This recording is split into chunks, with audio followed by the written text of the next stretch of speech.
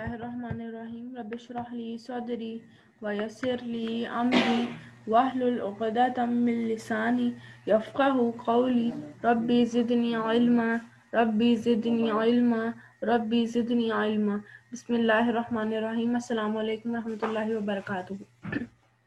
تو کل ہم لوگوں نے پڑھا تھا دو میجر انسیڈنٹس پڑھے تھے کہ جس میں صحابہ کا بہت بڑا لاس ہوا تھا، ان کو بہت بڑی تعداد میں قتل کر دیا گیا، شہید کر دیا گیا تھا، اور دھوکے سے لے جایا گیا تھا اور ادھر جا کر شہید کر دیا گیا تھا۔ اور وہ دو انسیڈنٹس کون سے تھے؟ بیر معونہ کا واقعہ تھا اور رجی کا واقعہ تھا۔ ان دونوں میں اسی طرح ہوا کہ لوگ صحابہ کو لے کر گئے تاکہ ہم دینی تعلیم ان سے کچھ لے سکیں، اور جب آپ صلی اللہ علیہ وسلم نے بڑی تعداد میں ان کے ساتھ بھیجا تو ادھر جا کر انہوں نے غداری کی اور انہوں نے جا کر قتل کر دیا ادھر صحابہ کو۔ تو اب آج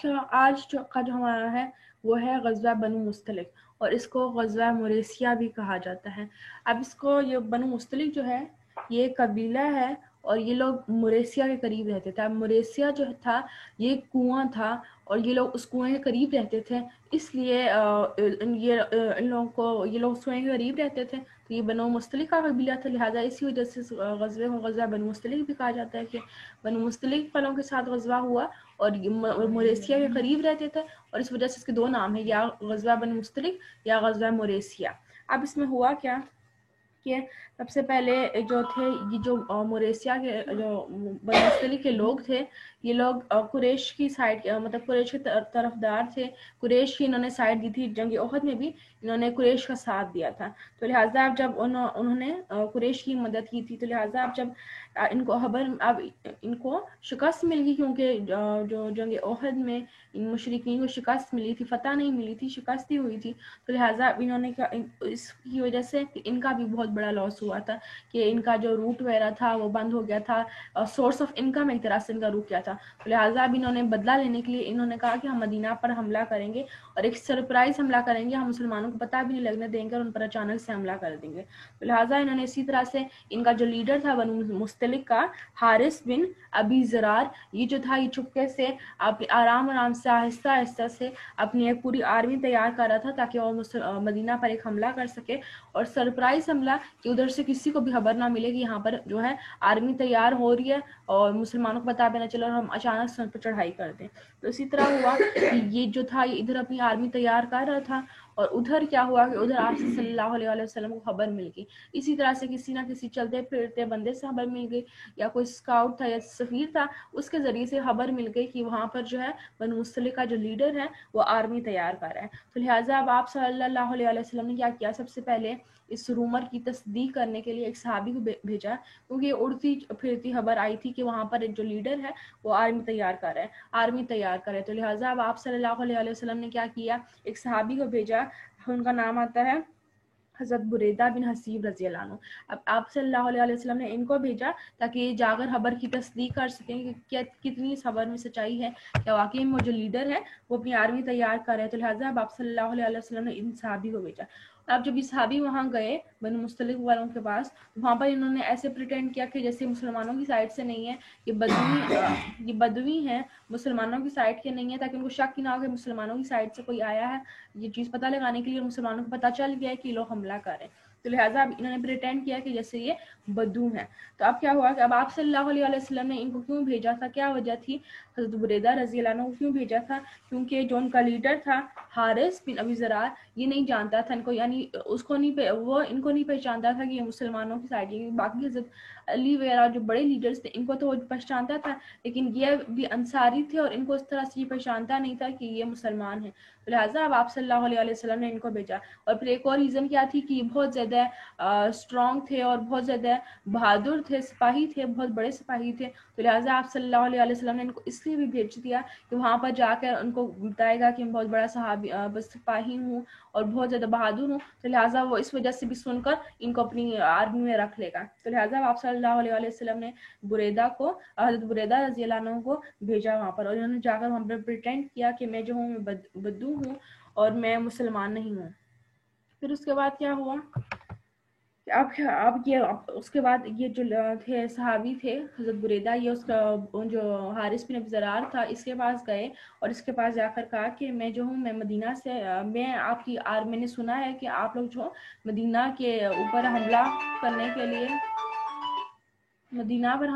کے لیے آپ لوگ ایک سرپرائز حملہ کرنے کے لیے آپ اپنی آرمی تیار کر رہے ہو، تو لہٰذا میں بھی آپ لوگوں کی آرمی کو جوائن کرنا چاہتا ہوں تاکہ اس میں سے مجھے بھی کوئی مال غنیمت یا جو مال وغیرہ آپ لوگ لوٹ کر لائیں گے تو اس میں سے مجھے بھی کچھ حصہ مل جائے، تو لہٰذا اس وجہ سے میں آپ لوگوں کی آرمی کو جوائن کرنا چاہتا ہوں۔ اور یہ انہوں نے اس لیے کہا کہ تاکہ اس کو شک ہی نہ ہو کہ واقعی میں جو مسلمانوں کی آرمی سے کوئی بندہ آیا ہوا ہے اور یہ اس طرح سے ساری جو ہمارے سیکریٹس ہیں وہ لیک کر دے گا جا کر۔ تو انہوں نے کہا کہ میں صرف اس لیے تم لوگوں کی آرمی کو جوائن کرنا چاہ رہا ہوں تاکہ مجھے بھی کوئی مال غنیمت وغیرہ میں سے کوئی حصہ مل جائے کہ تاکہ میرا بھی کچھ گزارا ہو جائے، میں اس لیے تم لوگوں کی آرمی کو جوائن کرنا چاہتا ہوں۔ اب جو تھا حارث تھا، اب جب اس نے یہ سنا تو اس نے فوراً سے تیار ہو گیا، اس نے کہا کہ ٹھیک ہے اگر تم جوائن کرنا چاہتے ہو تو ٹھیک ہے ہم تمہیں حصہ دے دیں گے۔ اور پھر آپ صلی اللہ علیہ وسلم نے حکمت کے ساتھ ان کو بڑی بھیجا تھا کہ دوسری کی بات یہ تھی کہ یہ بہت بہادر سپاہی تھے اور حارث کو سپاہیوں کی بھی ضرورت تھی، تو لہٰذا اب کیا ہوا کہ اب انہوں نے جب انہوں نے بتایا تو اس نے فوراً سے کہا کہ ٹھیک ہے تم ہماری آرمی میں آ جاؤ، ہم تمہیں شیئر دے دیں گے۔ تو اب کیا ہوا کہ اب اس طرح سے اب جب حضرت بریدہ رضی اللہ عنہ ان کو کنفرم ہو گیا کہ واقعی میں یہ لوگ جو ہیں یہ آرمی تیار واقعی میں کر رہے ہیں، یعنی اب یہ سارے انہوں نے اس لیے کیا تاکہ کنفرم بھی کر سکے اور ان کو شک بھی نہ ہو، تو اب کنفرم ہو گیا کہ واقعی میں یہ لوگ جو ہیں یہ لوگ آرمی تیار کر رہے ہیں۔ تو اب کیا ہوا کہ اب جیسے انہوں نے رات کو موقع ان کو ملا تو جب سب سو گئے اور ان کو بھی کنفرم ہو گیا کہ واقعی میں یہ جو بات ہے یہ سچ ہے کہ یہ لوگ آرمی واقعی میں تیار کر رہے ہیں، تو جیسے رات کو موقع ملا تو یہ چھپ کر واپس آ گئے، کیونکہ ان کا کام صرف کتنا تھا کہ انہوں نے صرف پتہ لگانا تھا کہ اس میں سچائی کتنی ہے کہ یہ واقعی میں آرمی تیار کر رہے ہیں۔ اور اب جب پتہ چل گیا کہ آرمی تیار کر رہے ہیں واقعی میں لوگ، تب یہ لوگ جو حضرت بریدہ رضی اللہ عنہ یہ راتوں رات ادھر سے چھپ کر واپس مدینہ آ گئے اور انہوں نے آپ صلی اللہ علیہ وسلم کو سارا کچھ بتایا کہ جو خبر آئی ہے یہ واقعی میں سچی ہے اور یہ لوگ واقعی میں آرمی تیار کر رہے ہیں۔ اور دوسری طرف حارث اس نے اس بات پر غور ہی نہیں کیا کہ رات کو کہ کل صبح میرے پاس کوئی آدمی آیا تھا اور اب وہ ہے نہیں، وہ پتہ نہیں کہاں سے آیا کہاں گیا، اس نے غور ہی نہیں کیا کیونکہ اتنے لوگ تھے، اس نے توجہ ہی نہیں اس بات پر دی اور وہ اس کو یاد ہی نہیں رہا کہ کوئی آدمی آیا بھی تھا میرے پاس اور اس نے اس طرح سے مجھے سارے سوالات کیے تھے یا مسلمانوں کی آرمی سے تھا، اس نے توجہ ہی نہیں دی کہ پتہ نہیں وہ آدمی کہاں سے آیا تھا کہاں گیا، اور بس اس نے اس کو ٹال دیا یا اس نے غور ہی نہیں کی اس بات پر۔ اب اس نے وہم و گمان بھی نہیں تھا، ادھر سے جو مسلمان ہیں ان کو خبر مل گئی ہے کہ جو ہم سرپرائز اٹیک کر رہے ہیں، لہٰذا وہ سرپرائز اٹیک نہیں رہا ہے بلکہ مسلمانوں کو سارا کچھ پتہ چل گیا کہ ہم جو ہیں ادھر آرمی تیار کر رہے ہیں۔ اور ادھر جیسے ہی آپ صلی اللہ علیہ وسلم کو خبر ملی کہ واقعی میں یہ جو خبر آئی ہے سچ ہے اور جو حارث بن ابی ضرار ہے یہ آرمی تیار کر رہے ہیں مدینہ پر حملہ کرنے کے لیے، تو اب کیا ہوا کہ اب ادھر سے آپ صلی اللہ علیہ وسلم کو بھی جیسے ہی خبر ملی تو ادھر سے آپ صلی اللہ علیہ وسلم نے بھی اپنی آرمی تیار کرنا شروع کر دی تاکہ یہ لوگ یہاں سے سرپرائز حملہ کر سکیں ان بنو مستلق پر۔ اب ان کے وہم و گمان میں بھی نہیں تھا کہ ادھر سے مسلمانوں کو پتہ ہے کہ ہم لوگ ان پر حملہ کرنے لگے ہیں۔ تو اب کیا ہوا کہ اب ادھر سے آپ صلی اللہ علیہ وسلم کو تو پتہ چل گیا، آپ صلی اللہ علیہ وسلم نے اپنی آرمی تیار کی تاکہ یہ لوگ ادھر سے سرپرائز حملہ کر سکیں ان پر، اور ان کو تو پتہ ہی نہیں تھا کہ مسلمانوں کو پتہ چل چکا ہے۔ تو لہٰذا اب آپ صلی اللہ علیہ وسلم نے آرمی تیار کی 700 صحابہ کی، اور ان میں سے جو 30 صحابہ تھے فلی آرم تھے، ان کے پاس گھوڑے تھے، تمام ہتھیار تھے، اور باقی کے پاس وہ ہتھیار تھے ہی، یعنی کچھ کے پاس تلواریں تھیں، کچھ کے پاس تیر تھے، لیکن 30 صحابہ جو تھے وہ یعنی 30 گھوڑے تھے، ان میں 30 صحابہ کے پاس گھوڑے تھے اور باقی بھی اپنے تمام ہتھیار تھے، اور باقی جو صحابہ تھے ان کے پاس بھی اپنے ہتھیار تھے، صحیح تھے۔ اب کیا ہوا کہ اب یہ لوگ اب ادھر سے آپ صلی اللہ علیہ وسلم نے اپنی آرمی تیار کی 700 صحابہ کی، اور ادھر سے جو آپ صلی اللہ علیہ وسلم کی آرمی تھی اس میں منافقین نے بھی شرکت کی۔ اب منافقین کی شرکت کی وجہ کیا تھی کہ انہوں نے کیوں اتنی بڑی تعداد میں شرکت کی؟ حالانکہ انہوں نے نہ جنگ بدر میں شرکت کی تھی نہ جنگ احد میں شرکت کی تھی، کہ یہ لوگ درمیان سے ہو کر نکل گئے تھے، دونوں جنگوں میں انہوں نے حصہ نہیں لیا تھا، اور پھر درمیان میں جتنے بھی غزوات ہوئے سیریہ ہوئے انہوں نے کسی میں بھی پارٹیسپیٹ نہیں کیا، اور صرف انہوں نے اسی غزوے میں پارٹیسپیٹ کیا، اور اس کے بعد بھی جتنے بھی غزوات ہوئے ان میں بھی پارٹیسپیٹ نہیں کیا۔ تو اب اس غزوے میں انہوں نے اس لیے پارٹیسپیٹ کیا کیونکہ یہ تو ہمیشہ آسانی کی تلاش میں تھے، کیونکہ اندر سے تو دھوکے باز تھے، اب وجہ کیا تھی کہ انہوں نے کیوں مسلمانوں کی آرمی میں فوراً سے جوائن کر لی اور تیار ہو گئے کہ ہم بھی اس جہاد میں آپ کے ساتھ جائیں گے؟ کہ سب سے پہلی وجہ یہ تھی کہ یہ جو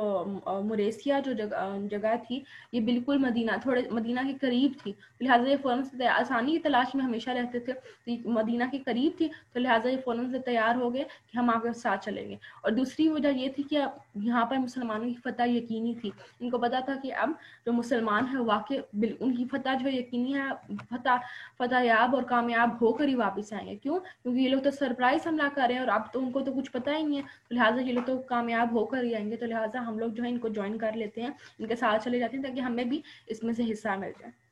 تو لہٰذا اب اس غزوے میں اس جو غزوہ بنو مستلق تھا، اس میں منافقین نے بھی بڑی تعداد میں شرکت کی، انکلوڈنگ عبداللہ بن ابی بھی اس جو غزوے میں شامل ہوا۔ حالانکہ جنگ احد میں وہ اپنی آرمی کو نکال کر سائڈ پہ ہو گیا تھا، لیکن اس میں بھی اس غزوے میں اس نے شرکت کی، عبداللہ بن ابی نے۔ اب کیا ہوا کہ اب اس غزوے کے بعد اب یعنی یہ غزوہ اتنا امپورٹنٹ نہیں ہے اس کو پڑھنا، لیکن اس کے بعد جو واقعات ہوئے وہ بہت زیادہ امپورٹنٹ ہیں، جن کی بہت زیادہ امپورٹنس ہے سیرت میں۔ اور وہ 3 واقعات جو میجر ہوئے کہ اس میں سب سے پہلی چیز یہ تھی کہ آپ 3 واقعات میجر ہوئے۔ سب سے پہلی یہ چیز تھی کہ اس میں آپ صلی اللہ علیہ وسلم کی شادی ہوئی حضرت جویریہ رضی اللہ عنہ سے۔ پھر دوسرا انسیڈنٹ کیا ہوا میجر کہ اس میں منافقین جو تھے ان کا پردہ فاش ہو گیا کہ یہ منافقین ہیں، یہ دھوکے باز ہیں، لہٰذا ان سے دور دور رہنا ہے۔ اور تیسرا جو واقعہ افک ہوا۔ تو یہ 3 میجر انسیڈنٹس تھے جو اس غزوے کے بعد ہوئے۔ اب کیا ہوا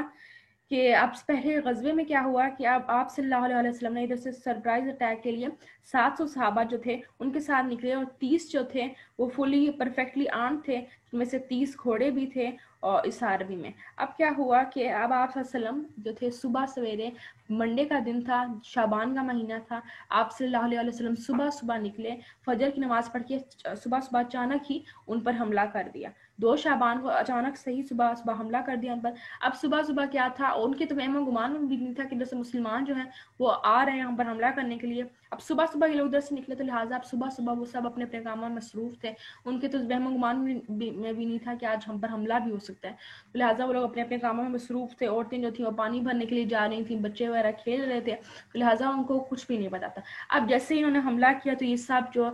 بنو مستلق کے لوگ تھے بھاگتے چلاتے ہوئے آئے اور انہوں نے سرنڈر کر لیا۔ اب کچھ جو تھے کیونکہ ان کے پاس ہتھیار ہی ہاتھوں میں نہیں تھے،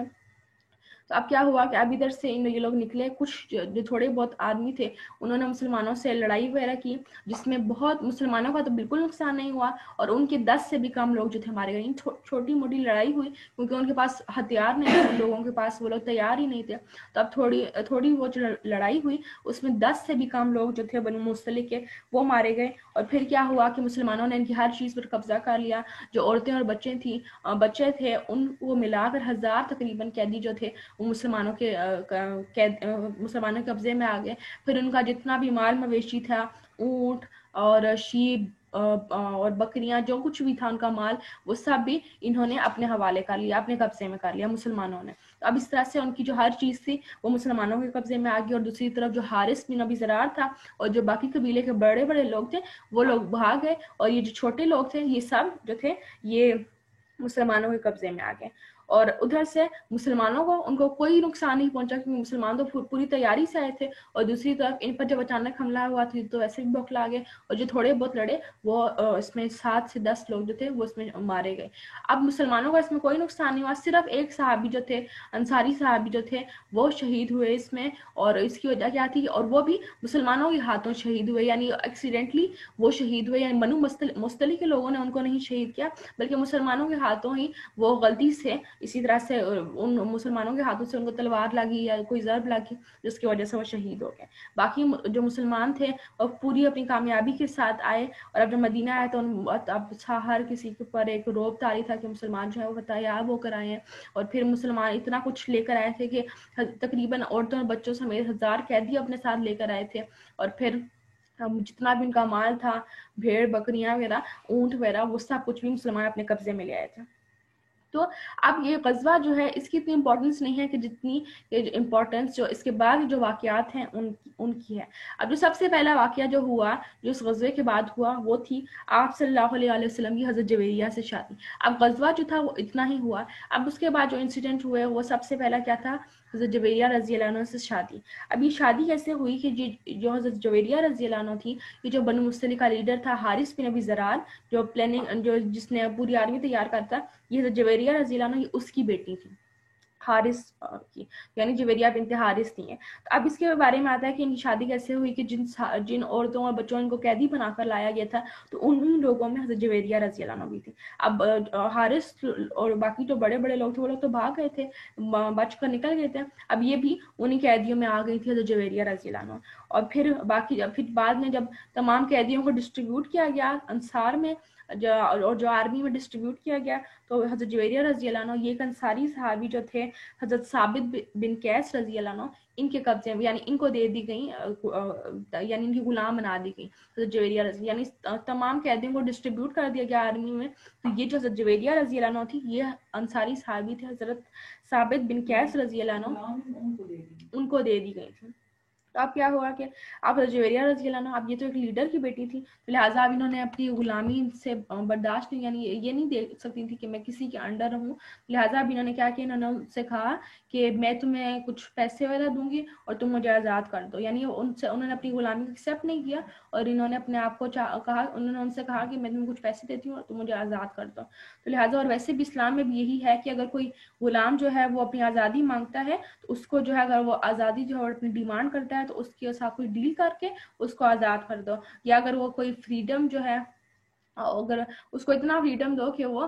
دن بھر اپنا کوئی کام کاج کر سکے، کچھ کما وغیرہ سکے۔ تو اب کیا ہوا کہ جب انہوں نے یہ کہا کہ انہوں نے تو اپنی غلامی ایکسیپٹ نہیں کی، تب جب انہوں نے کہا تو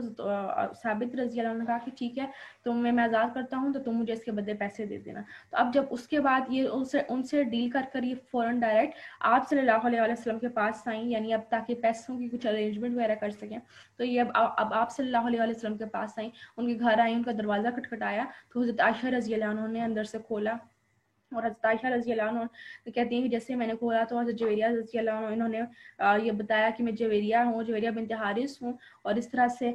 میں جو ہوں مجھے مدد کی ضرورت ہے، کہ پیسے وغیرہ کچھ چاہیے تاکہ میں ان کو حضرت ثابت رضی اللہ عنہ کو پیسے دے سکوں، اپنی آزادی کی جو قیمت ہے وہ دے سکوں۔ اور حضرت عائشہ رضی اللہ عنہ یہ کہتی ہیں کہ جب میں نے دروازہ کھولا تو میں نے اتنی خوبصورت تھی کہ دیکھتے ہی ان کی طرف دل مائل ہو جاتا تھا۔ تو کہتی ہیں کہ جیسے ہی میں نے دروازہ کھولا تو مجھے فوراً سے ان سے نفرت ہونے لگی، کیونکہ مجھے ڈر تھا کہ اگر آپ صلی اللہ علیہ وسلم نے ان کو دیکھ، کیونکہ یہ تو آپ صلی اللہ علیہ وسلم کے پاس آئی تھی نا، تو اگر آپ صلی اللہ علیہ وسلم نے ان کو دیکھ لیا تو جو میں دیکھ رہی ہوں ان کے اندر وہی آپ صلی اللہ علیہ وسلم بھی دیکھیں گے، کیونکہ یہ انسان تھے۔ تو لہٰذا انہوں نے کہا کہ جیسے ہی میں نے ان کو دیکھا تو مجھے ان سے نفرت ہونے لگی۔ اور پھر کیا ہوئی، کیونکہ یہ بہت چھوٹی بھی تھی، یعنی بالکل جوان تھی، 18-19 سال کی بالکل لڑکی تھی یہ، اور بہت زیادہ خوبصورت تھی، تو لہٰذا کہتی ہیں کہ مجھے ان سے نفرت ہونے لگی، یہ بہت زیادہ خوبصورت تھی۔ تو جیسے ہی حضرت جویریہ رضی اللہ عنہ اب یہ اندر داخل ہوئیں،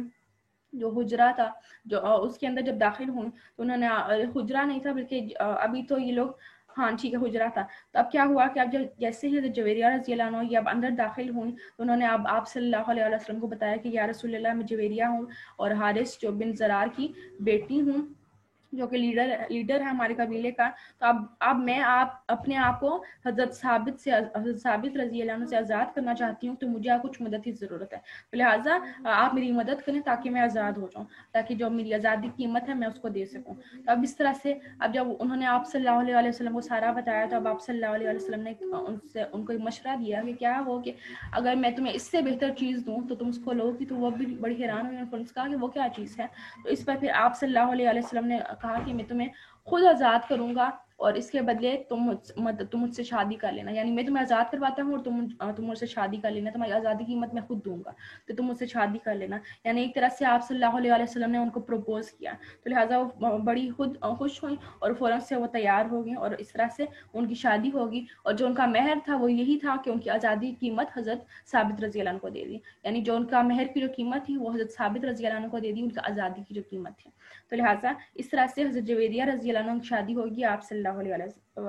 علیہ وسلم سے۔ اب جب ان کی شادی ہوگی آپ صلی اللہ علیہ وسلم سے، تو اب جب یہ خبر انصار جو صحابہ تھے ان تک پہنچی، انصاریوں تک پہنچی کہ اب آپ صلی اللہ علیہ وسلم نے حضرت جویریہ رضی اللہ عنہ سے شادی کر لیا ہے. تو جیسے ہی خبر ان کو پہنچی تو انہوں نے فوراً سے کہا کہ ایسا کیسے ہو سکتا ہے کہ آپ صلی اللہ علیہ وسلم کی جو سسرال والے ہیں وہ ہمارے قبضے میں ہوں، ہمارے قیدی ہمارے انڈر ہوں، ہمارے اندر غلامی کر رہے ہوں. تو لہٰذا انہوں نے سب نے ایک ایک کر کے ان سب نے جو جتنے بھی ان کو غلام تھے ان سب کو انہوں نے آزاد کر دیا.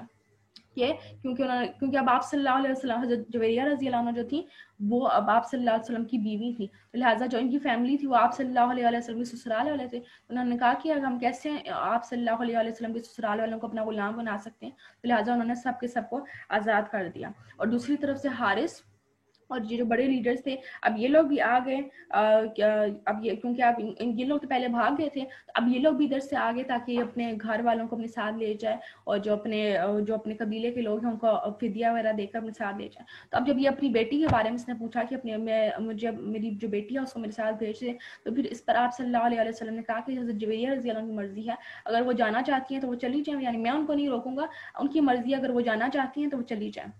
میں ان کو نہیں روکوں گا، یعنی کوئی زبردستی نہیں ہے، ان کی اپنی مرضی ہے، وہ جانا چاہتی ہیں یا جائیں تو میں ان کو آزاد کر دوں گا. یعنی اب تو ان کی شادی ہو گئی تھی تو اگر ان کی مرضی ہے، اگر یہ جانا چاہتی ہیں تو لہٰذا یہ مجھے ڈائیورس دے دیں اور چلی جائیں، میں ان کو نہیں روکوں گا، زبردستی نہیں ہے. تو اس پر حضرت جویریہ رضی اللہ عنہ انہوں نے فوراً سے کہا کہ آف کورس یا رسول اللہ میں آپ کے ساتھ ہی رہوں گی، یعنی اب آپ کی عزت ہوں میں تو لہٰذا میں آپ کے ساتھ ہی رہوں گی. تو لہٰذا انہوں نے اپنے باپ کے اوپر آپ صلی اللہ علیہ وسلم کو چوز کیا. اب جب حارث بن ابی ذرار جب انہوں نے یہ دیکھا کہ بیٹی جو میری بیٹی ہے اس نے میرے اوپر آپ صلی اللہ علیہ وسلم کو ترجیح دی ہے، تو اس میں کوئی خاص بات ضرور ہے کہ اس نے میرے اوپر ان کو ترجیح دیا ہے. تو لہٰذا اسی وقت جو ہے حارث جو تھی اسلام لے آئے. اب جب یہ اسلام لائے کیونکہ یہ تو قوم کے لیڈر تھے، اب جب یہ اسلام لائے تو پیچھے سے پورا جو بنو مصطلق کا قبیلہ تھا، یہ پورا بنو مصطلق کا قبیلہ یہ سب بھی اسلام لے آئے. لہٰذا جب یہ چیف جو ہے جو لیڈر ہے یہ اسلام لے آیا تو پیچھے سے پورا جو قبیلہ تھا وہ اسلام لے آیا. تو اب جب یہ اسلام لے آئے تو اب آپ صلی اللہ علیہ وسلم نے کہا کہ یعنی اب تو اسلام میں داخل ہو گئے تو لہٰذا اب ان کے جو معاملات ہیں اب آپ صلی اللہ علیہ وسلم ہی سیٹل کریں گے. تو اب آپ صلی اللہ علیہ وسلم نے کہا کہ ابھی بھی اب اسلام کے بعد بھی لیڈر جو ہیں وہ حضرت حارث ہی ہوں گے، یعنی جو حارث بن ابی ذرار ہیں یہی تم لوگوں کے لیڈر ہوں گے. تو انہی کو لیڈر بنایا اور پھر آپ صلی اللہ علیہ وسلم نے جتنا بھی ان کا جو مال وغیرہ یہ لوگ مسلمان جو لوٹ کر لائے تھے، جو بھیڑیں اونٹ وغیرہ اور جتنا بھی مال یہ لوگ لے کر آئے تھے سب کچھ ان کو واپس کر دیا، جو ان کے بچے وغیرہ اور عورتیں وغیرہ سب کچھ ان کو واپس کر دی. اور لہٰذا اب یہ لوگ واپس جو تھے اپنے موریسیا جو جگہ تھی وہاں پر واپس یہ لوگ چلے گئے. تو اس طرح سے مسلمانوں کا جہاد کا جو مقصد تھا، جس مقصد کے لیے گئے تھے، یعنی اسلام کی تبلیغ کے لیے مقصد تو مین مقصد تھا جہاد کا، اسلام کی تبلیغ تھا. تو لہٰذا آج وہ مقصد ان کا پورا ہو گیا کہ پورا کا پورا قبیلہ جو تھا وہ اسلام لے آیا. اور عائشہ رضی اللہ عنہ کہتی ہیں کہ میں نے کوئی عورت ایسی نہیں دیکھی کہ جو اپنے قبیلے پر اتنی برکتیں لائی ہوں جتنی کہ حضرت جویریہ رضی اللہ عنہ لائیں. کیونکہ ایک عورت کے ڈیسیجن سے پورا جو قبیلہ تھا وہ اسلام لے آیا. اور پھر اس طرح سے کیونکہ انہوں نے ڈیسائیڈ کیا اگر یہ چاہتی تھیں تو اپنے باپ کو بھی چوز کر سکتی تھیں، لیکن اللہ تعالیٰ کی اس میں حکمت تھی کہ اسی وجہ سے پھر اللہ تعالیٰ نے آپ صلی اللہ علیہ وسلم کی شادی حضرت جویریہ رضی اللہ عنہ سے کروائی تھی، تاکہ ہو سکتا تھا کہ آگے سے کچھ لوگ جو تھے وہ ان کے اسلام لانے سے، ان کی شادی سے ہو سکتا تھا کہ کچھ قبیلے کے لوگ اسلام لے آتے، لیکن ان کے اسلام لانے کی وجہ سے پیچھے سے پورا قبیلہ جو تھا اسلام لے آیا، اور ان کے ایک ڈیسیجن کی وجہ سے ان کا باپ اسلام لے آیا، پورا جو قبیلہ تھا وہ اسلام لے آیا. تو حضرت عائشہ رضی اللہ عنہ کہتی ہیں کہ میں نے کوئی عورت ایسی نہیں دیکھی جو اپنے قبیلے پر اتنی برکتیں لائی ہو جتنی کہ حضرت جویریہ رضی اللہ عنہ لائیں. تو اس طرح سے اب یہ جو انسیڈنٹ تھا کہ جو غزوہ تھے کہاں سے شروع ہوا اور کہاں جا کر ختم ہوا، ادھر یہ لوگ پلاننگ کر رہے تھے، قریش کے طرفدار تھے اور مسلمانوں پر حملے کی پلاننگ کر رہے تھے، ادھر جب واپس جا رہے ہیں تو اسلام لے کر واپس جا رہے ہیں. تو لہٰذا یہ بہت خوبصورت انسیڈنٹ تھا جو اس غزوہ بنو مصطلق کے بعد ہوا کہ پورا جو قبیلہ تھا یہ اسلام لے آیا. اب اس کے بعد دوسرا انسیڈنٹ ہوا جو بہت امپورٹنٹ ہے، جو غزوہ موریسیا جو غزوہ بنو مصطلق کے بعد ہوا، وہ تھا کہ اب منافقین نے بھی اس جنگ میں پارٹیسپیٹ کیا تھا. تو لہٰذا اب اس جنگ میں انہوں نے پارٹیسپیٹ کیا تھا. وجوہات کیا تھیں کہ ایک تو یہ جگہ بہت قریب تھی، موریسیا جو تھا یہ بہت قریب تھا مدینہ کے، اور پھر دوسری وجہ یہ تھی کہ فتح جو تھی وہ یقینی تھی، یعنی فل گارنٹی تھی کہ مسلمان جو ہے فتح یاب ہو کر ہی واپس آئیں گے. تو لہٰذا اب اس میں جو منافقین تھے انہوں نے بھی شرکت کی. لہٰذا جو دوسرا جو انسیڈنٹ ہوا وہ کیا تھا کہ اس میں جو منافقین تھے ان کا پردہ فاش ہو گیا کہ یہ لوگ منافقین ہیں. اور ہوا کیا کہ ایک انصاری صاحب کے ابھی جب یہ لوگ بنو مصطلق میں ہی تھے، انہوں نے حملہ وغیرہ کر کے اس کے بعد یہ لوگ بھی موریسیا میں ٹھہرے ہوئے تھے، یعنی اب یہ جنگ کے بعد کے واقعہ ہے ये भी तो हमने पढ़ा था कि जुवैरिया रज़ी अल्लाह अन्हा की शादी हुई बाद में आके से कैदियों में। अब जब ये लोग उधर ही थे, बनु मुस्तलिक में ही थे, मोरेसिया में ही थे, तो अब उधर क्या हुआ कि इन्होंने वहाँ पर जो मोरेसिया का जो चश्मा था उधर पड़ाव डाला हुआ था, तो वहाँ पर उस जो चश्मे में एक अंसारी सहाबी इधर से गए और इधर से एक मुहाजिर सहाबी गए, और वो दोनों पानी भरने के लिए गए हुए थे। तो उधर इन दोनों के दरमियान में कोई आपस में कोई लड़ाई होगी किसी बात पर, ये क्योंकि दोनों बिल्कुल यंग थे, तो लिहाजा कोई किसी छोटी सी बात पर इन दोनों की आपस में लड़ाई होगी। तो इधर से क्या हुआ कि जो मुहाजिर सहाबी थे, छोटे थे दोनों, यानी बिल्कुल यंग थे, तो इन्होंने वैसे ही अंसारी साहबी को मारा। अंसारी साहबी को जैसे इन्होंने मारा तो अंसारी साहबी ने फौरन से ऊंची आवाज में पुकारा कि ए अंसार के लोगों, मेरी मदद करो। तो अब जब उन्होंने ये कहा तो उधर से मुहाजिर साहबा और साहबी उन्होंने कहा कि ए मुहाजिरीन, तुम लोग मेरी मदद करो। तो अब इस तरह से इन दोनों जब मदद के लिए पुकारा, तो उधर से सारे अंसारी आ गए, इधर से सारे मुहाजिरीन आ गए, और इन लोगों के दरमियान में कुछ लड़ाई वगैरह हुई, यानी वो लोग मसला सॉर्ट कर रहे थे, लेकिन दरमियान में साथ साथ लड़ाई भी हो रही थी। तो लिहाजा जब ये ऊंची ऊंची आवाज़ें आना शुरू हुई, तो अब आप सल्लल्लाहु अलैहि वसल्लम फ़ौरन से आगे आवाज़ें सुनकर, और जब बाहर आए तो देखा आप सल्लल्लाहु अलैहि वसल्लम ने उनसे पूछा कि यहाँ पर क्या हो रहा है, कि तुम लोग क्यों इतना लड़ रहे हो। उन्होंने बताया कि हमें नहीं पता कि हुआ क्या है, लेकिन ये दोनों आपस में लड़ रहे थे, इन्होंने हमें मदद के लिए पुकारा है, तो लिहाजा हम इनका मसला जो है वो हल करने के लिए आए हैं। तो इस पर फिर आप सल्लल्लाहु अलैहि वसल्लम ने उनको बताया कि उनसे कहा कि मैं तुम लोग के अंदर हूँ और तुम लोग जाहिलियत की पुकारी जा रही है यहाँ पर, यानी मैं तुम लोग के अंदर हूँ और तुम लोग इस तरह से लड़ रहे हो और आपस में एक फसाद खड़ा कर रहे हो, तो लिहाजा ये जो है ये इसे छोड़ दो, ये बहुत बदबूदार है, यानी यहाँ से फौरन से हट जाओ और पीछे हो जाओ, यहाँ पे कोई झगड़ा करने की जरूरत नहीं है, यहाँ से फौरन से पीछे निकल जाओ, इसको जगह को छोड़ दो यहाँ से, कि यहाँ पर तुम लोग यहाँ पर एक तरह से फितना खड़ा हो रहा था। तो आप सल्लल्लाहु अलैहि वसल्लम ने फौरन से इन सबको इस मसले को वहीं पर ठप कर दिया, और तमाम लोगों ने, अंसारी और मुहाजिरीन दोनों ने आप सल्लल्लाहु अलैहि वसल्लम की बात मानी और दोनों मान गए। और इसके बाद क्या हुआ कि अब आप सल्लल्लाहु अलैहि वसल्लम ने हिकमत क्या की, ताकि ये जो इस लड़ाई को फौरन से खत्म करने के लिए अब आप सल्लल्लाहु अलैहि वसल्लम ने फौरन से कहा कि आप जल्दी से निकलो, हमने मदीना के लिए निकलना है। और उसके बाद आप सल्लल्लाहु अलैहि वसल्लम तकरीबन 20 घंटे तक लगातार जो है मदीना के लिए चलते रहे, और फिर बाद में 20 घंटे बाद वहां पर रुके और एक जगह पर पड़ाव डाला।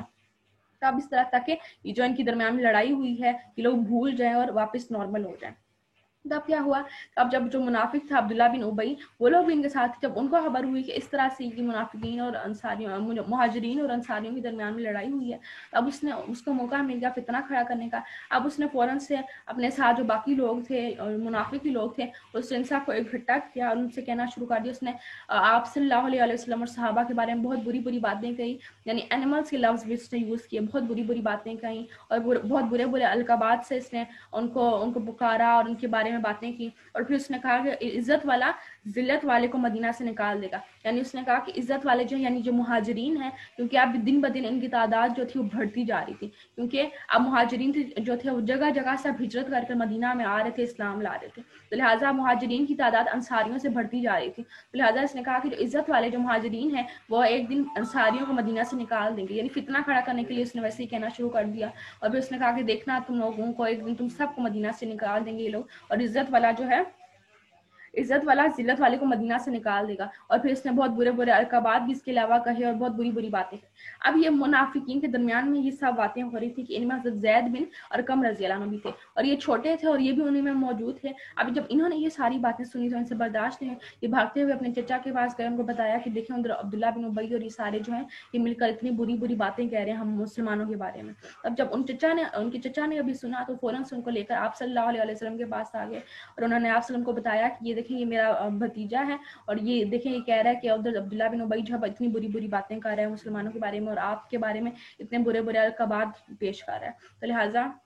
अब क्या हुआ, अब आप जब उनसे सुना, अब उनसे पूछा ज़ैद बिन अरकम रज़ी अल्लाह अन्हु से, तो अब हज़रत ज़ैद बिन अरकम ने सब कुछ बताया, यानी उसी के अल्फाज जो थे, यानी जो उसने कहा था वो सब कुछ उसने हज़रत ज़ैद रज़ी अल्लाह अन्हु ने आप सल्लल्लाहु अलैहि वसल्लम को बताया। अब जब आप सल्लल्लाहु अलैहि वसल्लम ने ये सुना, तब आप सल्लल्लाहु अलैहि वसल्लम ने फ़ौरन से अब्दुल्ला बिन उबई को बुलाया ताकि पूछें कि क्या बात क्या है, कि क्यों इस तरह से ये हरकत कर रहे हैं। तो अब जब उसको बुलाया तो अब उसने कस्में खाना शुरू कर दी अब्दुल्ला बिन उबई ने, और इतनी बड़ी बड़ी कस्में खाना शुरू कर दी, अल्लाह की कसम खाना शुरू कर दी कि ऐसा कैसे हो सकता है कि मैं भी भला ऐसी कोई बात कह सकता हूँ आपके बारे में। और फिर उसने कहा कि ये तो ज़ैद बिन अरकम जो है तो एक बच्चे हैं और आप बच्चे की बात मान रहे हैं, और मैं तो अल्लाह की कसम खा रहा हूँ। तो इस तरह से इसने कस्में खाना शुरू कर दी। مار دی ہو. تو اب آپ صلی اللہ علیہ وسلم تو غیب کا علم تو نہیں جانتے تھے کہ پیچھے کی سٹوری کیا ہے, تو لہٰذا اب آپ صلی اللہ علیہ وسلم عبداللہ بن ابی کی باتوں میں آگے اور مان لیا کہ واقعی میں عبداللہ بن ابی اتنی بڑی بڑی قسمیں کھا رہا ہے, تو لہٰذا صحیح کہہ رہا ہوگا کہ ہو سکتا ہے حضرت زید بن ارقم رضی اللہ عنہ کو غلط فہمی ہو گئی.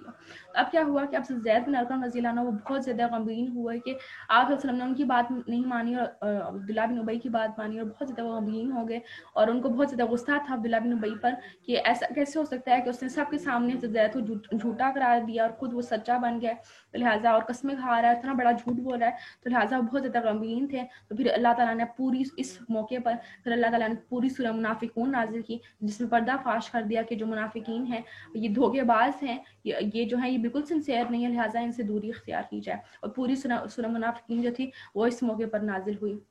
پھر آپ صلی اللہ علیہ وسلم نے زید بن ارقم رضی اللہ عنہ ان کو بلایا اور ان کے کان سے پکڑ کر کہا کہ جو تمہارے کانوں نے جو باتیں سنی ہیں یہ بالکل سچ تھی, یعنی جو کچھ تم نے کہا تھا یہ واقعی میں سچا تھا اور وہ لوگ واقعی منافقین ہیں, دھوکے باز ہیں. تو اس طرح سے زید رضی اللہ عنہ کو تسلی ہوئی.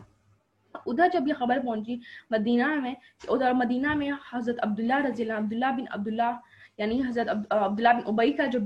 بیٹے تھے حضرت عبداللہ, یہ مسلمان تھے, مسلمانوں کی یعنی پریکٹسنگ مسلم تھے بہت زیادہ, تو لہٰذا یہ بھی ایک صحابی تھے جو عبداللہ بن ابی کا جو بیٹا تھا, اور ان کا نام بھی عبداللہ تھا. تو لہٰذا اب جب ان کو پتہ چلا کہ عبداللہ بن ابی نے یہ حرکت کی ہے, تو لہٰذا وہ مدینہ سے فوراً سے باہر نکل آئے اور وہاں پر آپ صلی اللہ علیہ وسلم کا انتظار کرنے لگے تاکہ آپ صلی اللہ علیہ وسلم سے پوچھ سکیں کہ واقعی میں, تاکہ مسلمان جو ہے اب یہ جو قافلہ جو ہے یہ مدینہ انٹر ہونے سے پہلے یہ خبر کی تصدیق کر سکیں کہ واقعی میں عبداللہ بن ابی نے ایسے ہی کیا ہے کہ فتنہ کھڑا کرنے کی کوشش کی اور اتنی بری بری باتیں کہی ہیں آپ صلی اللہ علیہ وسلم کے بارے میں. تو لہٰذا یہ فوراً سے باہر نکلے اور آپ صلی اللہ علیہ وسلم جب ان کو پتہ چلا کہ واقعی میں بات سچی ہے, تو انہوں نے فوراً سے آپ صلی اللہ علیہ وسلم سے کہا کہ آپ مجھے اجازت دیں تو میں اپنے باپ کو اسی مدینہ میں داخل نہیں ہونے دوں گا, مدینہ داخل ہونے سے پہلے میں ان کو قتل کر دوں گا. تو اب آپ صلی اللہ علیہ وسلم نے ان کو منع کیا, ان کو روکا کہ قتل نہیں ہم کر سکتے اس کو, کیونکہ اگر ہم نے قتل کیا, کیونکہ یہ تو مسلمان بنا ہوا تھا اور جھوٹ موٹ کا سامنے سے تو مسلمان بنا ہوا تھا, لوگوں کو تو یہی پتا تھا کہ مسلمان ہے. تو لہٰذا آپ صلی اللہ علیہ وسلم کو منع کیا کہ اگر ہم نے ان کو قتل کر دیا تو لہٰذا باہر پھر ایک فتنہ کھڑا ہو جائے گا کہ مسلمان جو ہے وہ مسلمانوں کو ہی قتل کر رہے ہیں. تو لہٰذا اب آپ صلی اللہ علیہ وسلم نے ان کو منع کیا کہ ہم ان کو قتل نہیں کر سکتے. تو لہٰذا اب حضرت عبداللہ جو تھے, یعنی جو عبداللہ بن ابی کے جو بیٹے تھے,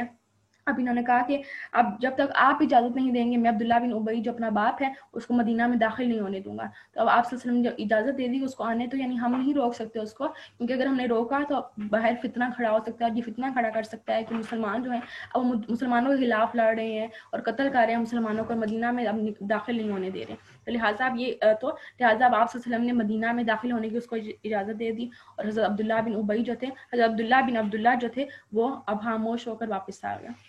تو اب یہ ایک میجر انسیڈنٹ ہوا جو اس کے بعد ہوا, یعنی عبداللہ بن ابی نے فتنہ کھڑا کیا اور عبداللہ بن ابی نے مسلمانوں کے بارے میں جو بہت برا کہا اور فتنہ کھڑا کیا. اب اس کے بعد تیسرا جو مین انسیڈنٹ ہوا, پہلا کون سا تھا, جویریہ رضی اللہ عنہ سے شادی ہوئی, پھر دوسرا جو عبداللہ بن ابی نے فتنہ کھڑا کیا تھا. اب تیسرا جو میجر انسیڈنٹ تھا وہ یہ ہوا, یہ بہت سیریس انسیڈنٹ تھا کہ اس کا جو افیکٹ تھا وہ آپ صلی اللہ علیہ وسلم کی پرسنل لائف پر بھی پڑا تھا, اور وہ تھا واقعہ یعنی حضرت عائشہ رضی اللہ عنہ پر جو بہتان لگایا گیا تھا. حضرت عائشہ رضی اللہ عنہ پر بہتان لگایا گیا تھا. تو اب اس کا جو ہے یہ ہم نے ویسے تو یہ واقعہ ہم نے پوری ڈیٹیل میں پڑھا ہوا ہے, سیرت میں ہم نے رمضان میں بھی پڑھا تھا اور تفسیر میں بھی ہم پڑھیں گے. تو لہٰذا حدیث ایک ہے, صحیح مسلم کی ڈیٹیلڈ حدیث ہے جس میں یہ پورا واقعہ ہے. تو اس حدیث کو میں آپ کے سامنے پڑھ دیتی ہوں تاکہ یہ جو واقعہ ہے ہمیں ریوائز ہو جائے. اور یہ جو حدیث ہے اس کو نریٹ حضرت عائشہ رضی اللہ عنہ نے خود ہی کیا ہے, صحیح مسلم کی حدیث ہے کہ خود اپنی زبان سے یہ جو اپنا پورا جو واقعہ ہے اس کو بتا رہی ہیں کہ اس کے بعد ہوا کیا اور کیسے یہ بہتان لگا ان پر. اب کیا ہوا کہ حدیث ہے حضرت عائشہ رضی اللہ عنہ کہتی ہیں کہ ان پر تہمت لگائی گئی, اور پھر بعد میں اس تہمت کو کس طرح سے اللہ تعالیٰ نے جو ہے اللہ تعالیٰ نے پاک کیا ان کو اس تہمت سے, اور ان کے برات میں آیتیں نازل کی. تو اب کیا ہوا کہ حضرت عائشہ رضی اللہ عنہ کہتی ہیں کہ رسول صلی اللہ علیہ وسلم, جب یہ میں آپ کے سامنے حدیث ہی پڑھ رہی ہوں تو یہ ریوائز ہو جائے گا واقعہ پورا, ٹھیک ہے. صحیح مسلم کی حدیث ہے کہ حضرت عائشہ رضی اللہ عنہ کہتی ہیں کہ آپ صلی اللہ علیہ وسلم جب سفر کا ارادہ کرتے تو اپنی ازواج مطہرات کے درمیان قرہ ڈالتے, اور جس عورت کے نام قرہ نکلتا اس کو سفر میں ساتھ لے جاتے تھے. یعنی جب آپ وسلم کسی بھی ایکسپیڈیشن کے لیے جاتے تھے تو پہلے آپ صلی اللہ علیہ وسلم اپنی ازواج مطہرات میں سے قرہ ڈالتے تھے, اور جن بھی بیوی کا نام آتا تھا تو ان کو اپنے ساتھ لے جاتے تھے. تو لہٰذا اس بار جب قرہ ڈالا گیا, حضرت عائشہ رضی اللہ عنہ نے کہا کہ رسول صلی اللہ علیہ وسلم نے جہاد کے ایک سفر میں, یعنی جو بنو مصطلق کے لیے جب جہاد کے لیے گئے تھے آپ صلی اللہ علیہ وسلم, تو اس کے لیے جب قرعہ ڈالا تو اس میں میرا نام نکلا. میں رسول صلی اللہ علیہ وسلم کے ساتھ گئی اور یہ اس وقت کا ذکر ہے کہ جب پردے کا حکم اتر چکا تھا. میں اپنے ہودج میں سوار ہوتی اور راہ میں جب پڑاؤ ہوتا تو میرا ہودج اتار لیا جاتا. یعنی یہ اس وقت جب یہ واقعہ ہوا جب پردے کا حکم اتر چکا تھا, یعنی اب فیس کو کور کرنا ہے, اس کا حکم سورہ احزاب میں اتر چکا تھا. لہٰذا اب ہم لوگ عورتیں تھیں وہ اپنے منہ کو کور کیا کرتی تھی. اور کہتی ہیں کہ جب راستے میں, اچھا بسم اللہ الرحمن الرحیم. اچھا جی, تو اب کیا ہوا کہ اب حضرت عائشہ رضی اللہ عنہ کہتی ہیں جب آپ صلی اللہ علیہ وسلم جہاد سے فارغ ہو کر لوٹے اور مدینہ سے قریب ہو گئے تو ایک بار آپ صلی اللہ علیہ وسلم نے رات کو کوچ کا حکم دیا. یہ کب ہوا جب آپ صلی اللہ علیہ وسلم اس وہ جو انصاری صحابی اور جو مہاجر صحابی درمیان میں جب حملہ ہوا اس کے بعد آپ 20 گھنٹے تک لگاتار سفر کرتے رہے تھے اور 20 گھنٹوں کے بعد پھر آپ صلی اللہ علیہ وسلم نے قیام کیا, رکے تھے اس جگہ پر. تو اب یہ وہ جگہ ہے کہ 20 گھنٹے بعد جب جہاں پر رکے تھے تو یہ وہ جگہ ہے. تو اب رسول صلی اللہ علیہ وسلم جہاد سے فارغ ہو کر لوٹے اور مدینہ سے قریب ہو گئے تو ایک بار آپ صلی اللہ علیہ وسلم نے رات کو کوچ کا حکم دیا. جب لوگوں نے کوچ کی خبر کر دی تو میں کھڑی ہوئی اور چلی یہاں تک کہ لشکر سے ایک طرف چلی گئی. جب میں اپنی ضرورت سے فارغ ہوئی تو اپنے ہودج کی طرف آئی اور سینے کو چھوا تو معلوم ہوا کہ میرا ظفار کے نگینوں کا ہار گم ہو گیا ہے. اور ظفار جو تھا یمن میں ایک گاؤں کا نام تھا. انہوں نے کہا کہ میرا ظفار کے نگینوں کا ہار گم ہو گیا ہے. میں لوٹی اور اس ہار کو ڈھونڈنے لگی. اس کے ڈھونڈنے میں مجھے دیر لگی اور لوگ آ پہنچے اور میرا ہودج اٹھاتے تھے. انہوں نے ہودج اٹھایا اور اس اونٹ پر رکھ دیا جس پر میں سوار ہوتی تھی اور وہ یہ سمجھے کہ میں اسی ہودج میں ہوں. اب ان کو کیوں نہیں, اب کیا ہوا کہ اب حضرت عائشہ رضی اللہ عنہا کہتی ہیں کہ جب قافلہ جب وہاں پر رکا, انہوں نے جگہ پر قیام کیا, اب میں گئی قضاء حاجت کے لیے, بہت دور گئی اس جگہ پر اپنی ضرورت پوری کرنے کے لیے. اور جب میں واپس آئی تو وہاں پر مجھے ایسا محسوس ہوا کہ میرا جو ہار ہے وہ میرے گلے میں ہے ہی نہیں. تو اب میں اپنے ہار کو ڈھونڈنے کے لیے واپس اسی جگہ پر گئی اور جو ہار ڈھونڈنے میں مجھے دیر لگی اور اب جب میں واپس آئی تو وہاں پر جو قافلہ تھا وہ نکل گیا تھا. یعنی وہ لوگ میرا ہودج جو تھا اس کو اونٹ پر رکھ کر وہ لوگ نکل گئے تھے. اب کیا ہوا, وہ کہتی ہیں کہ اس وقت عورتیں ہلکی یعنی دبلی پتلی ہوتی تھیں, موٹی نہیں ہوتی تھی اور نہ گوشت سے پر ہوتی تھی کیونکہ تھوڑا کھانا کھاتی تھی. اس لیے ویسے بھی میں ایک کم سن لڑکی تھی. آخر لوگوں نے ہودج کو اٹھایا اور اس کو اونٹ پر رکھا اور چل دیے. یعنی ان کو محسوس ہی نہیں ہوا کہ میں اندر ہوں بھی یا نہیں ہوں, کیونکہ اس وقت کی عورتیں پتلی ہوتی تھیں, ان کا اتنا ویٹ نہیں ہوتا تھا, تو لہٰذا وہ سمجھے کہ میں اندر ہی ہوں. اور وہ میرا جو ہودج تھا اس کو اونٹ پر رکھ کر وہ لوگ نکل گئے. اب میں نے اپنا ہار اس وقت پایا جب سارا لشکر چل دیا تھا اور میں جب پڑاؤ کی جگہ پر واپس آئی تو وہاں نہ کسی کی آواز تھی اور نہ کوئی آواز سننے والا تھا. اب جب میں ہار ڈھونڈ کے واپس آئی تو وہاں پر کوئی تھا نہیں, یعنی لشکر چلا گیا تھا. میں نے یہ ارادہ کیا کہ جہاں بیٹھی تھی وہیں بیٹھ جاؤں اور میں سمجھی کہ لوگ جب مجھے نہ پائیں گے تو یہی لوٹ کر آئیں گے. تو میں اسی جگہ پر بیٹھی تھی کہ میری آنکھ لگ گئی اور میں سو گئی. اور صفوان بن معطل سلمی زکوانی ایک آدمی جو کہ آرام کے لیے آخر رات میں لشکر کے پیچھے ٹھہرتے تھے. جب وہ روانہ ہوئے, اور یہ جو حضرت صفوان معطل, ان کی ڈیوٹی یہ تھی کہ یہ جو قافلہ ہوتا تھا اس کے پیچھے پیچھے آتے تھے تاکہ قافلہ آگے آگے جاتا تھا, اس کے پیچھے پیچھے آتے تھے تاکہ اگر کوئی قافلے کی کوئی چیز جو ہے وہ پیچھے رہ گئی ہے تو یہ اس کو اپنے ساتھ آتے ہوئے لے آئیں. تب ان کی یہ ڈیوٹی تھی.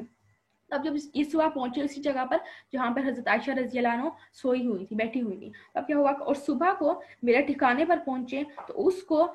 کو ایک آدمی کا جسم معلوم ہوا جو سو رہا ہو. وہ میرے پاس آیا اور مجھے دیکھتے ہی پہچان لیا کیونکہ پردے کا حکم اترنے سے پہلے اس نے مجھے دیکھا تھا. میں اس کی آواز سن کر جاگ اٹھی. جب اس نے مجھے پہچان کر انا للہ و انا الیہ راجعون پڑھا تو میں نے اپنی اوڑھنی سے اپنا منہ ڈھانپ لیا. یعنی پہلے جب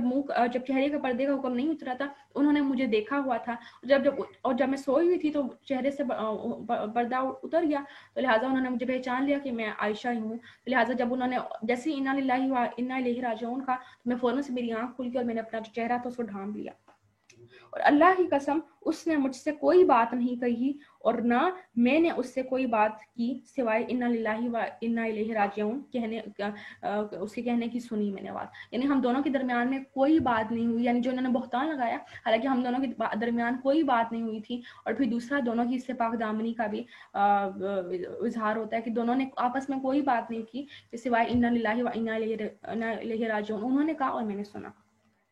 پھر اس نے اپنا اونٹ بٹھایا اور اونٹ کے گھٹنے پر اپنا پاؤں میرے سوار ہونے کے لیے رکھا، تو میں اونٹ پر سوار ہو گئی اور وہ اونٹ کو کھینچتا ہوا پیدل چلا، یہاں تک کہ ہم لشکر میں پہنچے اور لشکر کے لوگ دوپہر کی سخت گرمی میں ایک ڈھیرے ڈال چکے تھے۔ سو میرے اس معاملے میں بدگمانی کی وجہ سے ہلاک ہوئے،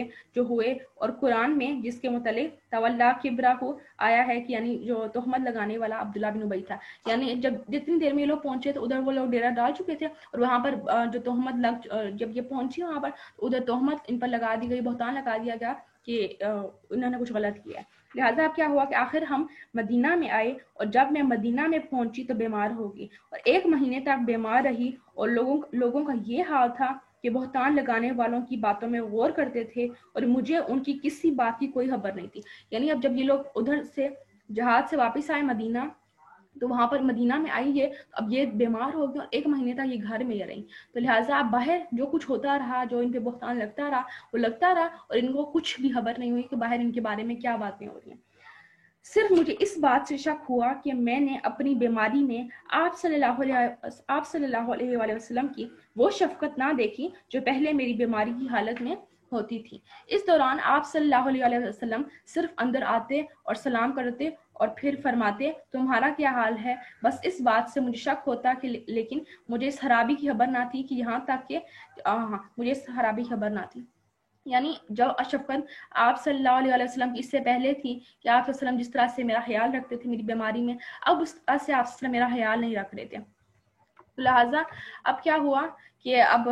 خیال ہی رکھتے، تو اس وجہ سے مجھے کچھ شک ہوا کہ کچھ خرابی ہے، کچھ غلط کچھ ہوا ہے ایسا، لیکن مجھے اتنا نہیں پتا تھا کہ باہر اتنا بڑا بہتان میرے اوپر لگا ہوا ہے۔ اور جب میری بیماری کے جانے کے بعد ذرا صحت یاب ہوئی تو میں مناسے کی طرف نکلی، اور مناسے یہ مدینہ کے باہر ایک جگہ تھی جہاں پر یہ لوگ قضاء حاجت کے لیے جایا کرتی تھی، تو وہ کہتی ہے میں مناسے کی طرف نکلی اور میرے ساتھ مستہ بھی نکلی، اور وہ ہم لوگوں کے قضاء حاجت کی جگہ تھی، اور ہم صرف رات کو جاتے تھے وہاں پر۔ یہ ذکر اس وقت کا ہے کہ جب ہمارے گھروں میں، اور یہ حضرت عائشہ رضی اللہ عنہ خود ہی بتا رہی ہیں سب کچھ حدیث میں، کہ جب ہمارے گھروں میں قضاء حاجت کی جگہ نہیں تھی اور ہم لوگ اگلے عربوں کی طرح قضاء حاجت کے لیے جنگل میں جایا کرتے تھے اور گھر کے پاس لیٹرین بنانے سے نفرت کرتے تھے،